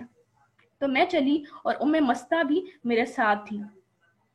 غرض میں اور مستہ دونوں جب قضاء حاجت سے فارغ ہو چکی تو واپسی پر اپنے گھر کی طرف آ رہی تھی کہ مستہ کا پاؤں اپنی چادر میں الجھا، تو وہ بولی کہ مستہ ہلاک ہو۔ مستہ جو تھا وہ ان کا بیٹا تھا، جیسے ان کی چادر وہ گرنے لگی، چادر میں پاؤں آ گیا، تو انہوں نے کہا کہ مستہ ہلاک ہو۔ تو میں نے کہا کہ تو نے بری بات کہی، تو اس شخص کو برا کہتی ہے جو بدر کی لڑائی میں شریک ہوا تھا، یعنی یہ جو مستہ تھا یہ بھی منافقین میں سے تھا، اور اس نے بدر میں مسلمانوں کے ساتھ جنگ کی تھی، تو لہٰذا انہوں نے کہا کہ تم نے اتنی بری بات کہی کہ تو جنگ بدر میں بھی اس نے لڑائی کی تھی، لڑا تھا ہمارے ساتھ۔ تو وہ بولی کہ اے نادان، تو نے کچھ نہیں سنا کہ مستہ نے کیا کہا؟ تو میں نے کہا کہ اس نے کیا کہا؟ تو اس نے مجھ سے بیان کیا جو بہتان لگانے والوں نے کہا تھا۔ یہ سن کر میری بیماری زیادہ ہو گئی۔ میں جب اپنے گھر پہنچی تو رسول صلی اللہ علیہ وسلم اندر تشریف لائے اور سلام کیا اور فرمایا تمہارا کیا حال ہے؟ میں نے کہا کہ آپ مجھے اپنے ماں باپ کے پاس جانے کی اجازت دیتے ہیں، اور میرا اس وقت یہ ارادہ تھا کہ میں اپنے ماں باپ کے پاس جا کر اس خبر کی تصدیق کر سکوں۔ یعنی اب وہ اس کے بعد جب وہ گھر آئی واپس تو انہوں نے کہا کہ اب آپ صلی اللہ علیہ وسلم اسی طرح سے، کیونکہ آپ صلی اللہ علیہ وسلم اس طرح سے میرے سے بات نہیں کر رہے تھے جس طرح سے پہلے کرتے تھے، اور جس طرح سے آپ صلی اللہ علیہ وسلم کی پہلے میرے ساتھ شفقت تھی اب اس طرح سے نہیں تھی، تو انہوں نے صرف کیا کہا کیا حال ہے تمہارا، اور اس کے بعد جب ان کو پتہ چل گیا کہ باہر بہتان لگ رہا ہے تو لہٰذا انہوں نے کہا کہ میں اپنے ماں باپ کے پاس جانا چاہتی ہوں تاکہ میں تصدیق کر سکوں کہ واقعی میں اس بات میں کتنی سچائی ہے۔ تو آخر رسول صلی اللہ علیہ وسلم نے مجھے اجازت دی اور میں اپنے ماں باپ کے پاس آئی۔ میں نے اپنی امی جان سے کہا کہ ماں یہ لوگ کیا بول رہے ہیں؟ تو وہ بولی کہ بیٹا تم اس کا خیال نہ کر اور اس کو بڑی بات مت سمجھ، اللہ کی قسم ایسا بہت کم ہوا ہے کہ کسی مرد کے پاس ایک خوبصورت عورت ہو جو اس کو چاہتا ہو اور اس کی سوکنے بھی ہوں اور سوکنے اس کے عیب نہ نکالیں۔ تو میں نے کہا سبحان اللہ، لوگوں نے تو یہ کہنا شروع کر دیا اور میں ساری رات روتی، یعنی لوگوں نے اب ان پر بہتان لگا دیا کہ انہوں نے کچھ غلط کیا۔ تو لہٰذا اب کیا ہوا کہ وہ کہتی ہیں کہ میں ساری رات روتی رہی، صبح تک میرے آنسو نہ ٹھہرے اور نہ نیند آئی، اور صبح کو بھی میں رو رہی تھی۔ पूरी रात जब इनको पता चला कि इन पर ये बहतान लगा हुआ है और सब इसको सच मान रहे हैं, हत्ता कि आप सल्लल्लाहु अलैहि वसल्लम का भी अब जो रवैया था वो इनके साथ बदल गया था। यानी अब आप सल्लम जब दिन भर ये बातें आप सल्लम के कानों में पड़ती थी कि जो बहतान लगा था, तो लिहाजा अब आप सल्लम भी इसमें, क्योंकि आप सल्लम गैब का इल्म नहीं जानते थे, तो लिहाजा आप सल्लम भी कुछ ना कुछ इसमें सच्चाई महसूस कर रहे थे। तो लिहाजा अब आप सल्लम का भी रवैया इसी वजह से इनके साथ बदल गया था। तो लिहाजा वो कहती हैं कि मैं पूरी रात रोती रही, जब सुबह हुई तो तब भी मैं रो रही थी, यानी इतना मैं पूरी रात में रोती रही। और आप सल्लल्लाहु अलैहि वसल्लम ने हज़रत अली और हज़रत उसामा बिन ज़ैद रज़ी अल्लाह अन्हु को बुलाया, क्योंकि वही नहीं उतरी थी, और उन दोनों से मुझे जुदा करने यानी तलाक देने का मशवरा लिया। यानी अभी तक वही नहीं उतरी थी, तो लिहाजा अब आप सल्लल्लाहु अलैहि वसल्लम इसको सच ही समझ रहे थे। लिहाजा अब आप सल्लल्लाहु अलैहि वसल्लम ने हज़रत अली रज़ी अल्लाह अन्हु और हज़रत उसामा बिन ज़ैद रज़ी अल्लाह अन्हु को बुलाया और उनसे मशवरा लिया कि क्या मतलब क्या करना चाहिए, क्या मुझे इनको तलाक दे देनी चाहिए। तो लिहाजा हज़रत उसामा बिन ज़ैद रज़ी अल्लाह अन्हु ने तो वही राय दी जो वो रसूल सल्लल्लाहु अलैहि वसल्लम की बीवी के हाल को जानते थे, यानी मेरे जो हाल में जानते थे, और उसकी असमत को और आप सल्लल्लाहु अलैहि वसल्लम की उसके साथ मोहब्बत को। उन्होंने कहा कि या रसूल अल्लाह, आयशा रजी अल्लाह अन्हा आप सल्लल्लाहु अलैहि वसल्लम की बीवी हैं और हम तो उनकी सिवाय बेहतरी के और कोई बात नहीं जानते। और अली रजी अल्लाह अन्हु ने कहा कि अल्लाह ताला ने आप सल्लल्लाहु अलैहि वसल्लम पर तंगी नहीं की, और आयशा रजी अल्लाह अन्हा के सिवा औरतें बहुत हैं, और अगर आप सल्लल्लाहु अलैहि वसल्लम लोंडी से पूछें तो वो आपसे बेहतर कह देगी। यानी एक लोंडी थी आप की हज़रत बरीरा रजी अल्लाह अन्हा। अब ये हज़रत आयशा रजी अल्लाह अन्हा के पास हर वक्त हज़रत आयशा रजी अल्लाह अन्हा के पास होती थी, हर वक्त उनके साथ रहती थी। तो लिहाजा इन्होंने मशवरा दिया कि उनसे बेहतर आपको कौन बता सकता है। हज़रत अली रज़ी अल्लाह ने मशवरा दिया कि आप बरीरा से पूछें, उससे बेहतर आपको कौन बता सकता है। लिहाजा हज़रत आयशा रज़ी अल्लाह ने कहा कि आप सल्लल्लाहु अलैहि वसल्लम ने बरीरा को बुलाया और फरमाया कि ए बरीरा, तूने कभी आयशा से ऐसी बात देखी है कि जिससे तुझे उसकी पाक दामनी पर शक पड़े? बरीरा ने कहा कि कसम उसकी जिसने आप सल्लल्लाहु अलैहि वसल्लम को सच्चा पैगंबर बनाकर भेजा है, अगर मैं उनमें कोई बात देखती तो मैं ऐब बयान करती। उससे ज्यादा कोई ऐब नहीं है कि आयशा रज़ी अल्लाह अन्हा कम उम्र लड़की हैं, घर का आटा छोड़कर सो जाती हैं, फिर बकरी आती है और उसको खा लेती है। यानी इससे ज्यादा मैंने कभी उनके अंदर कोई ऐब नहीं देखा कि बस वो कम उम्र लड़की हैं, घर का सही तरह से बंदोबस्त नहीं संभाल सकती, लिहाजा बस मैंने उनके अंदर ये ऐब देखा है। इसके अलावा मैंने आज तक उनके अंदर कोई ऐब नहीं देखा। तो आयशा रज़ी अल्लाह कहती हैं कि फिर आप सल्लल्लाहु अलैहि वसल्लम मिंबर पर खड़े हुए और अब्दुल्ला बिन उबई बिन सलूल, ये अब्दुल्ला बिन उबई का पूरा नाम था, अब्दुल्ला बिन उबई बिन सलूल, फिर आप सब मिंबर पर खड़े हुए और अब्दुल्ला बिन उबई से जवाब तलब किया। आप सल्लल्लाहु अलैहि वसल्लम ने मिंबर पर फरमाया कि ए मुसलमान लोगों, उस वक्त उस शख्स से मुझे कौन इंसाफ दिलाएगा जिसकी ईजा देने वाली सख्त बात मेरे घर वालों की निस्बत मुझ तक पहुंची। अल्लाह की कसम, मैं तो अपनी बीवी यानी आयशा रज़ी अल्लाह अन्हा को नेक समझता हूँ, और जिस शख्स पर ये तोहमत लगाते हैं यानी सफ़वान बिन मुअत्तल रज़ी अल्लाह अन्हु पर, उन पर ये लोग तोहमत लगा रहे हैं, तो उसको भी मैं नेक समझता हूँ, और वो कभी मेरे घर नहीं आया सिवाय मेरे साथ, यानी मगर मेरे साथ, यानी मेरे घर के अलावा वो कभी मेरे साथ मेरे घर में नहीं गया। मैं उनको भी नेक समझता हूँ और अपनी बीवी को भी नेक समझता हूँ, तो कौन मुझे इंसाफ दिलाएगा कि क्या सच बात है। ये सुनकर साद बिन माज रज़ी अल्लाह अन्हु, और ये कौन थे? अंसार के सरदार थे, और अंसारियों का एक कबीला था ओस, ये उस कबीले के सरदार थे। अब ये सुनकर साद बिन माज रज़ी अल्लाह अन्हु खड़े हुए और कहने लगे कि या रसूल अल्लाह, मैं आप सल्लल्लाहु अलैहि वसल्लम का बदला लेता हूँ। अगर तोहमत करने वाला हमारी कौम ओस में से हो तो हम उसकी गर्दन मारते हैं, और जो हमारे हजरत भाइयों में से हो तो आप सल्लल्लाहु अलैहि वसल्लम हुक्म कीजिए, हम आपके हुक्म की तामील करेंगे, यानी उसको हम कत्ल कर देंगे, आप हुक्म दें।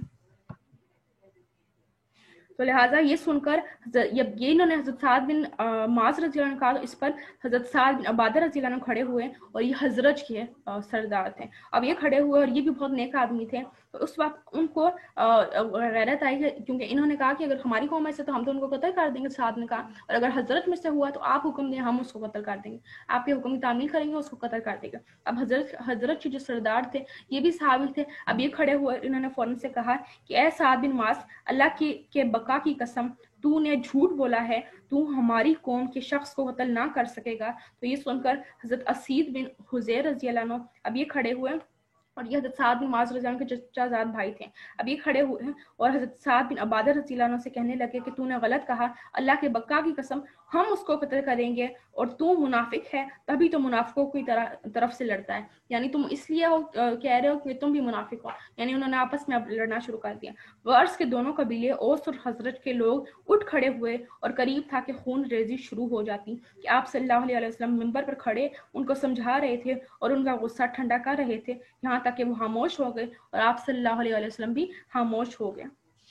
پھر حضرت عائشہ رضی اللہ عنہ کہتی ہیں کہ میں اس دن بھی سارا دن روتی رہی, میرے آنسو نہیں تھمتے تھے اور نہ نیند آتی تھی, اور میرے ماں باپ نے تو یہ یقین کر لیا تھا کہ روتے روتے میرا کلیجہ پھٹ جائے گا, اور میرے ماں باپ میرے پاس بیٹھے تھے اور میں رو رہی تھی. یعنی میں اس دن بھی پوری رات روتی رہی, صبح ہوتا بھی میں روتی رہی, اس کے بعد پورا دن بھی میں روتی رہی, اور میرے ماں باپ یعنی حضرت ابو بکر رضی اللہ عنہ اور حضرت عمر عثمان رضی اللہ عنہ یہ دونوں بھی سمجھ گئے تھے کہ میں اتنا رو رہی ہوں تو میرا کلیجہ پھٹ جائے گا, یعنی رو رو کے میرا اتنا برا حال تھا, اور وہ دونوں میرے پاس بیٹھے ہوئے تھے اور میں روئے جا رہی تھی. اتنے میں انصار کی ایک عورت نے اجازت مانگی, میں نے اس کو اجازت دی تو وہ آ کر رونے لگی, اور پھر ہم اسی حال میں تھے کہ آپ صلی اللہ علیہ وسلم تشریف لائے اور سلام کر کے بیٹھ گئے, اور جس روز سے مجھ پر تہمت لگی تھی اس روز سے آج تک آپ صلی اللہ علیہ وسلم میرے پاس نہیں بیٹھے تھے, اور 1 مہینہ یوں ہی گزر چکا تھا کہ میرے بارے میں کوئی وحی نہیں اتری تھی, ابھی تک میری پاک دامنی کے بارے میں کوئی وحی نہیں اتری تھی. پھر آپ صلی اللہ علیہ وسلم نے بیٹھتے ہی تشہد پڑھا اور فرمایا, اما بات اے عائشہ, مجھے تمہاری طرف سے ایسی ایسی خبر پہنچی ہے, پھر اگر تم پاک دامن ہو تو عنقریب, یعنی پہلے آپ نے ان سے کوئی بات نہیں کی بہتان کے بارے میں, اب آپ ان کے پاس آئے اور ان کو کہا کہ مجھے تمہارے بارے میں ایسی ایسی باتیں پتہ چلی ہیں, تو اگر تم پاک دامن ہو تو عنقریب اللہ تعالیٰ تمہاری پاک دامنی بیان کر دے گا, اور اگر تو نے گناہ کیا ہے تو توبہ کر اور اللہ تعالیٰ سے بخشش مانگ, اس واسطے کہ بندہ جب گناہ کا اقرار کرتا ہے اور توبہ کرتا ہے تو اللہ تعالیٰ اس کو بخش دیتا ہے. یعنی اب آپ صلی اللہ علیہ وسلم ان کی پورا دن باتیں جب سنتے رہتے تھے تو اب آپ صلی اللہ علیہ وسلم بھی سمجھے کہ واقعی میں سچ ہو سکتا ہے اس میں, لہٰذا اب آپ صلی اللہ علیہ وسلم ان کے پاس آئے, ان کو بتایا کہ تمہارے بارے میں نے ایسی ایسی باتیں سنی ہیں, اور اگر اس میں سچائی ہے, اگر تم پاک دامن ہو لہٰذا اللہ تعالیٰ تمہاری برات ضرور نازل کریں گے, اور اگر تم سے گناہ ہو گیا تو لہٰذا توبہ کرو اور اللہ تعالیٰ سے بخشش مانگو, ضرور اللہ تعالیٰ تمہیں بخش دیں گے. تو حضرت عائشہ رضی اللہ عنہ کہتی ہیں کہ جب آپ صلی اللہ علیہ وسلم نے اپنی بات مکمل کر چکے تو میرے آنسو بالکل بند ہو گئے, یہاں تک کہ ایک قطرہ بھی نہ رہا. میں نے اپنے والد سے کہا کہ آپ میری طرف سے آپ صلی اللہ علیہ وسلم کو جواب دیں, تو وہ بولے کہ اللہ کے قسم میں نہیں جانتا کہ میں آپ صلی اللہ علیہ وسلم کو کیا جواب دوں, کیونکہ یہ تو آپ صلی اللہ علیہ وسلم تو ان کے محبوب تھے, لہٰذا یہ ان کے سامنے اپنی بیٹی کے مقدمے کے لیے بھی نہیں بول پا رہے تھے. انہوں نے کہا کہ میں نہیں بول سکتا, میں نہیں جانتا کہ میں ان کو کیا جواب دوں. تو پھر اس پر حضرت عائشہ رضی اللہ عنہ کہتی ہیں کہ میں نے اپنی والدہ سے کہا کہ آپ میری طرف سے آپ صلی اللہ علیہ وسلم کو جواب دیں, تو وہ بولی کہ اللہ کی قسم میں نہیں جانتی کہ میں آپ صلی اللہ علیہ وسلم کو کیا جواب دوں. آخر میں نے خود ہی کہا کہ میں کم سن لڑکی تھی, میں قرآن زیادہ نہیں پڑھی تھی, اللہ کی قسم مجھے یہ معلوم ہے کہ تم لوگوں نے اس بات کو یہاں تک سنا ہے کہ تمہارے دل میں جم گئی ہے اور تم نے اس کو سچ سمجھ لیا ہے. پھر عائشہ رضی اللہ عنہ ساری بات غصے سے کہی, یعنی بہت زیادہ غصے میں تھی. اور پھر اگر میں تم سے یہ کہوں کہ میں بے گناہ ہوں اور اللہ تعالیٰ جانتا ہے کہ میں بے گناہ ہوں, یعنی مجھے پتا ہے کہ میں بے گناہ ہوں اور اللہ تعالیٰ بھی جانتا ہے کہ میں بے گناہ ہوں, تو تم مجھے سچا نہیں سمجھو گے, یعنی تم لوگ سمجھو گے کہ میں جھوٹ ہی بول رہی ہوں. اور اگر میں اس گناہ کا اعتراف کر لوں حالانکہ اللہ تعالیٰ جانتا ہے کہ میں اس سے پاک ہوں, تو تم مجھے سچا سمجھو گے, اور میں اپنی اور تمہاری مثال سوائے اس کے اور کوئی نہیں پاتی جو یوسف علیہ السلام کے والد یعقوب علیہ السلام کی تھی, کہ انہوں نے کہا تھا کہ جب انہوں نے کہا کہ اب صبر ہی بہتر ہے اور تمہاری اس گفتگو پر اللہ ہی کی مدد کی ضرورت ہے. پھر میں نے کروٹ بدل لی اور میں اپنے بسترے پر لیٹ گئی, اور اللہ کی قسم میں اس وقت جانتی تھی کہ میں پاک ہوں اور اللہ تعالیٰ ضرور میری برات ظاہر کرے گا, لیکن اللہ کی قسم مجھے یہ گمان نہ تھا کہ میری شان میں قرآن اترے گا اور قیامت تک پڑھا جائے گا, کیونکہ میری شان خود میرے گمان میں اس لائق نہ تھی کہ اللہ تعالیٰ عزت اور بزرگی والا میرے بارے میں کلام کرے گا, اور کلام بھی ایسا کہ جو پڑھا جائے. البتہ مجھے یہ امید تھی کہ رسول صلی اللہ علیہ وسلم کو خواب میں کوئی ایسی چیز دیکھیں گے کہ جس سے اللہ تعالیٰ میری پاکیزگی ظاہر کر دیں گے. پھر حضرت عائشہ رضی اللہ عنہ نے کہا کہ اللہ کی قسم رسول صلی اللہ علیہ وسلم اپنی جگہ سے نہیں اٹھے تھے اور نہ گھر والوں میں سے کوئی اپنی جگہ سے اٹھا تھا اور باہر گیا تھا. اللہ تعالیٰ نے اپنے پیغمبر محمد صلی اللہ علیہ وسلم پر وحی بھیجی اور قرآن اتارا. آپ صلی اللہ علیہ وسلم کو وحی کی سختی معلوم ہونے لگی، یہاں تک کہ سردی کے دنوں میں آپ صلی اللہ علیہ وسلم کے جسم مبارک پر سے اس کلام کی سختی کی وجہ سے جو آپ صلی اللہ علیہ وسلم پر اترا موتی کی طرح پسینے کے قطرے ٹپکنے لگے، کیونکہ اب جو وحی تھی یہ بہت سخت وحی تھی کہ اس میں اللہ تعالیٰ نے برات نازل کی تھی، تو یہ وحی بہت سخت تھی، لہٰذا اس کی سختی اتنی سخت تھی کہ آپ وسلم کے پسینے چھوٹ گئے تھے. اور جب آپ صلی اللہ علیہ وسلم کی یہ حالت جاتی رہی، یعنی وہی ختم ہو چکی، تو آپ صلی اللہ علیہ وسلم ہنسنے لگے اور اول آپ صلی اللہ علیہ وسلم نے منہ سے یہ کلمہ نکالا اور فرمایا کہ اے عائشہ خوش ہو جا، اللہ تعالیٰ نے تجھے بے گناہ اور پاک فرمایا ہے. میری والدہ نے کہا کہ اٹھ اور نبی صلی اللہ علیہ وسلم کی تعریف کر اور شکر کر. میں نے کہا کہ اللہ کی قسم میں تو نبی صلی اللہ علیہ وسلم کی طرف نہ اٹھوں گی اور نہ کسی کی تعریف کروں گی سوائے اللہ تعالیٰ کے کہ اسی نے میری برات یعنی پاکی اتاری. حضرت عائشہ رضی اللہ عنہ نے پھر کہا کہ اللہ تعالیٰ نے اتارا کہ بے شک جو لوگ بہتان گھڑ لائے ہیں اور تم ہی میں سے ایک گروہ ہے، اور اس واقعے کو اپنے لیے شر برا نہ سمجھو بلکہ تمہارے لیے خیر یعنی اچھا ہی ہے. اور آخر تک 10 آیتیں اللہ تعالیٰ نے میری پاکی میں اتاری. یعنی اور پھر حضرت ابو بکر رضی اللہ عنہ نے یعنی اب جب پاکی اتر ان کی پاک دامنی کی جو برات جب اتر گئی کہ تہمت جو ہے یہ جھوٹی ہے، اس کے بعد حضرت ابو بکر رضی اللہ عنہ نے جو مستہ سے قریبی رشتہ داری اور اس کی غربت کی وجہ سے اس پر خرچ کیا کرتے تھے، یعنی جو مستہ تھا جو بہتان میں شامل تھا، حضرت ابو بکر رضی اللہ عنہ یہ بہت زیادہ غریب تھا تو حضرت ابو بکر رضی اللہ عنہ اس کی مدد کیا کرتے تھے. تو لہٰذا انہوں نے کہا کہ اللہ کی قسم جب اس نے عائشہ کی نسبت ایسا کہا تو میں اس کو کچھ نہیں دوں گا. تو اللہ تعالیٰ نے اسی وقت پھر یہ آیت اتاری کہ تم میں سے جو لوگ فضل اور کشادگی والے ہیں وہ اس بات کی قسم نہ کھا بیٹھیں کہ وہ کچھ نہ دیں گے اپنے کشادگی داروں اور مساکین اور اللہ کی راہ میں ہجرت کرنے والوں کو، بلکہ معاف کر دینا اور درگزر کر لینا چاہیے. کیا تم نہیں چاہتے کہ اللہ تعالیٰ تمہیں معاف کرے اور اللہ تعالیٰ غفور الرحیم ہے. تو جب حضرت ابو بکر رضی اللہ عنہ نے یہ وحی سنی، یہ وحی اتری، تو اللہ تعالیٰ انہوں نے کہا کہ اللہ کی قسم میں یہ چاہتا ہوں کہ اللہ مجھے بخشے. پھر مستاق کو جو کچھ وہ دیا کرتے تھے وہ جاری کر دیا اور کہا کہ میں کبھی بند نہ کروں گا. اور پھر حضرت عائشہ رضی اللہ عنہ مزید کہتی ہیں کہ پھر آپ صلی اللہ علیہ وسلم جب اسی دوران جب بہتان لگا ہوا تھا تو اسی دوران آپ صلی اللہ علیہ وسلم ام المومنین حضرت زینب بن جہش رضی اللہ عنہ سے بھی میرے بارے میں انہوں نے پوچھا کہ وہ کیا جانتی ہیں، تو انہوں نے کیا دیکھا ہے. تو انہوں نے کہا کہ حالانکہ وہ سوکن تھیں پھر بھی انہوں نے کہا کہ یا رسول اللہ میں اپنے کان اور آنکھ کی احتیاط رکھتی ہوں، یعنی بن سنے کوئی بات نہیں کہتی اور نہ ان دیکھے کو دیکھا ہوا کہتی ہوں. میں تو عائشہ رضی اللہ عنہ کو نیک ہی سمجھتی ہوں. اور عائشہ رضی اللہ عنہ نے کہا کہ زینب رضی اللہ عنہ ہی ایک بیوی تھی کہ جو نبی صلی اللہ علیہ وسلم کی ازواج میں سے میرے مقابل کی تھیں، اور اللہ تعالیٰ نے ان کو ان کی پرہیزگاری کی وجہ سے اس تہمت سے بچایا. اور ان کی بہن حمنہ بنت جہش نے بہن کے لیے تعصب کیا اور ان کے لیے لڑی، تو جو لوگ تباہ ہوئے ان میں سے وہ بھی تھیں. یعنی حضرت زینب رضی اللہ عنہ اب یہ حضرت انہوں نے یعنی یہ اس تہمت میں شامل نہیں ہوئی، لیکن جو ان کی بہن تھی وہ اس تہمت میں شامل تھی. اور جو لوگ جن لوگوں پر اللہ تعالیٰ یعنی جن لوگوں پر اللہ تعالیٰ نے کہا کہ ان کا میرا عذاب اترے گا، اللہ تعالیٰ ان پر غضبناک ہے، تو ان عورتوں میں حضرت زینب رضی اللہ عنہ کی بہن بھی تھی حمنہ بنت جہش، جس نے مجھ پر تہمت لگائی تھی، بہتان لگایا تھا. لیکن حضرت زینب رضی اللہ عنہ وہ اپنی بہن کے مقابل کھڑی ہوئی تھی اور انہوں نے کہا تھا کہ میں نے حضرت عائشہ رضی اللہ عنہ کوئی چیز نہیں دیکھی اور میں ان کو نیکوکار ہی سمجھتی ہوں. تو یہ پورا واقعہ ہے، واقعہ عفق. اس میں اسی دوران اسی بنو مصطلق کے واقعے کے بعد یہ منافقین نے ان پر بہتان لگایا اور یہ سارا پھر اس کے بعد ہوا. اس کے بعد انشاءاللہ پھر اب کل ہم لوگ جنگ خندق سٹارٹ کریں گے. تو یہ جو 3 انسیڈنٹس تھے یہ مین انسیڈنٹس تھے جو اس غزوہ